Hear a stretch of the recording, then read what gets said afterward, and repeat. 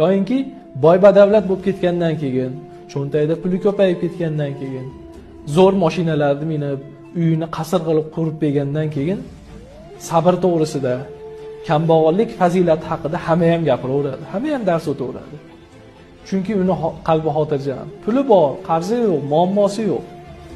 Xotirjamchilikdan, sabrdan, bu qora kunlarga sabr qilishlikni hamma boy badavlat odam ham gapiraveradi. Haqiqiy mardlik nima desa, o'sha sabrdir. O'sha qanoatli bo'lishdi. Boriga shukr qilib, yo'g'iga sabr qilishlikni kambag'al odam, o'sha boshiga musibat tushib turgan, o'sha cho'ntagida puli yo'q odamlar, o'shanaqangi qimmatbaho mashinasi yo'q odamlar aytsagina maqsadga muvofiq bo'ladi. Ana o'shanda haqiqiy qolipga urgan bo'ladi. Chunki qorni to'q odam qorni och odamga bemalol aql o'rgatadi, sabr qilgan. Bir kun emas bir kun sen ham taom yeysan, qorning to'yadi.